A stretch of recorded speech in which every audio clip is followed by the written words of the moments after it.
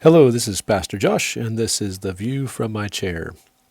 It's early in the morning, and the sun is just starting to turn the dark horizon gray. It's one of my favorite parts of the day, and it reminds me of that passage in Psalm 30, verse 5, where it says, "Joy comes in the morning." The darkness of the forest there set off against the light on the horizon. Well, it's just a reminder I needed today that joy comes in the morning. So I hope that helps you as well.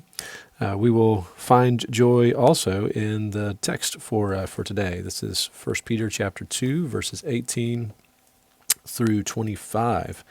This is a section that really is begun in 1 Peter chapter 2, verse 13, where Peter says, "Submit to every human authority because of the Lord, whether to the emperor as the supreme authority or to governors as those sent out by him, to punish those who do what is evil and to praise those who do what is good." So this is all in the heading of submit to every human authority. And now Peter begins to describe who. He starts with household slaves. We'll come back to that term in just a moment. Structurally, the passage is pretty simple. Verses 18 through 20 lay out some specific instructions for those who are household slaves. How they're supposed to relate to their masters, not just to the gentle ones, but also to the cruel ones. They are to submit to them because they are conscious of God, their consciousness of God. The next section contains some of the most important Christology of the entire passage, and also a very practical paradigm for discipleship.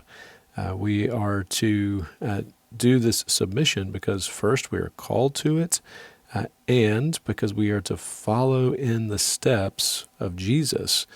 And then using a passage from Isaiah 53, the suffering servant passage, Peter reminds us of what Jesus did. He did not commit sin, and there was no deceit in his mouth. He was insulted, but he did not insult in return. He suffered, but he didn't threaten. And he was carrying in his body on the tree, on the cross, our sins, so that we might live for righteousness. And by his wounds we have been healed. Beautiful and powerful passage. And then the very end, verse 25, he returns to the subject of submission. But here he reminds them that ultimately their submission is not to their masters, gentle or cruel, but to the shepherd and overseer of their souls. That is the ultimate authority over all authorities. It's why we submit to human authorities, and it is also our hope and trust when authorities don't behave the way that they're supposed to. Let me just highlight a few things that are of note in this particular passage. First, this term household slaves. Peter is using a pattern known as a household code that was very common in the Greco-Roman world. Instructions were given to masters about how their wives were supposed to relate to them and how their slaves were supposed to relate to them. Peter uses the same paradigm of a household code, but instead of addressing it to the masters, he addresses it to the household slaves. The term here comes from the Greek term oikos, which means house or household, and as opposed to the more typical term for slave, which is doulos.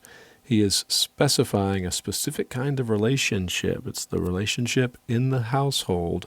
It is supposed to be marked in this way, but very unlike the Greco-Roman world, Peter addresses the slaves themselves. This gives them dignity and agency. They are the ones who can and should respond and to dictate the kind of relationship that they will have with their masters. A very important variation shows up in chapter 3 as well with respect to the wives. Now, this question of slaves and how we understand it is an important one, especially for us. Anytime we encounter instructions in the New Testament one of the questions that we must ask is, how similar is this in context from the original context to ours? In this particular case, with respect to slavery, our own historical background is shaped very much by the experience of slavery in America and in Europe in the 16th to the 18th centuries. That experience of slavery was clearly wrong morally and to be rejected. And although there were some who favored slavery, who would point to passages like this and say, see, the Bible supports slavery, that is an inappropriate use of the passage. It is assuming the context to be the same between the two. We have a very different context. The second question that we should ask is this normative, or in what way is it normative? And it's easy for us to look at this and say, well, we don't do slavery anymore, so that there's nothing for us to learn here. However, given the fact that submission is the theme that was begun in 2:13, and that all Christians are called to, there are still aspects of this that are normative for us. Our relationship to authority is to be marked by appropriate submission out of consciousness of God. And so that remains normative to us, even though we rightly reject slavery. And let me just highlight one other important and interesting detail. In chapter 2, verse 21, where it speaks of Christ and his example, the word example there is the Greek word hupogrammos. And example is probably not quite precise enough. The word hupogrammos would refer to the letters that were given to Greco-Roman children that they were to trace in order to learn how to write the alphabet. Jesus is here described as our letters that we are to trace. He is the pattern that we are to follow. He's not merely an example of a good person or a nice person. His pattern, he did not commit sin. When he was insulted, he did not insult in return. When he suffered, he did not threaten. This is not just a good example of a nice guy in the midst of suffering. This is the exact pattern that is supposed to mark our lives. The call is much, much higher. And that's what makes this particular passage so critical for both our understanding of Jesus and what it means to follow him. So today, as you submit to authorities in your life, remember the pattern of Jesus. He did not commit sin. He did not return insult to insult, and he did not threaten, but he entrusted himself to the one who judges justly. Do that today as you continue to follow Jesus.